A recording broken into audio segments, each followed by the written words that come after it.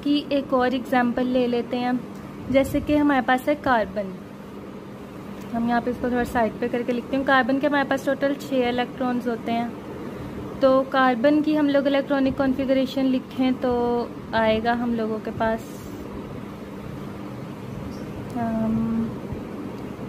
1s2 1s, फिर आएगा हम लोगों के पास 2s, फिर आएगा हम लोगों के पास 2p। फिलहाल हम इसको यहाँ तक ही लिखते हैं क्योंकि हमारे पास 6 इलेक्ट्रॉन्स हैं। 1s2 2s2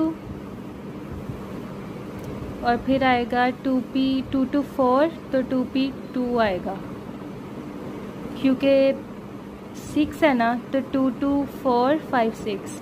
इसके हमारे पास कितने टोटल शेल्स होंगे 1 और 2।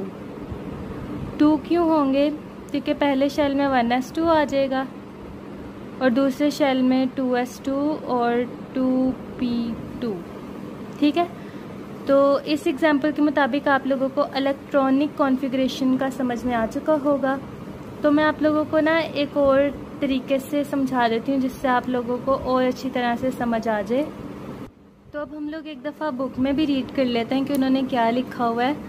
The period number indicate shell number, कि जो पीरियड का नंबर होता है वो क्या इंडिकेट करता है? Number of shells representing the number of electron shells surrounding the nucleus. क्या बताता है वो हम लोगों को? एक तो पीरियड नंबर बताता है कि वो कौन से पीरियड में एलिमेंट, और नंबर ऑफ इलेक्ट्रॉन शेल भी बताता है। इलेक्ट्रॉन शेल मतलब कि एक शेल में कितने इलेक्ट्रॉन्स हैं, ये भी बताता है कि एक एटम में कितने शेल्स हैं और हर शेल के अंदर कितने इलेक्ट्रॉन्स हैं।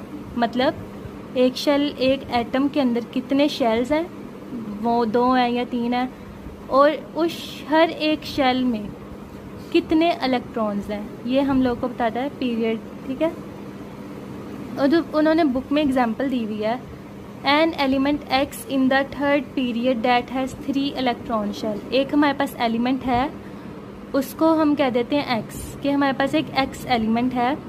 वो कौन से पीरियड में है? थर्ड पीरियड में है। मैं आप लोगों को दिखाती हूँ। जैसे कि यहाँ पर हम लोगों के पास पीरियोडिक टेबल है, हमारे पास एक एलिमेंट एक्स है और वो कौन से पीरियड में है? थर्ड पीरियड में। मतलब कि इनमें से कोई है। ये इस साइड पे जो होते हैं उन्हें पीरियड्स कहते हैं और जो इस तरह से होते हैं उन्हें ग्रुप्स कहते हैं। इतना तो आप लोगों को पता है। तो देखें, थर्ड पीरियड मतलब ये वाला, ये 3 लिखा हुआ है ना यहाँ पे, तो ये NAMGAISP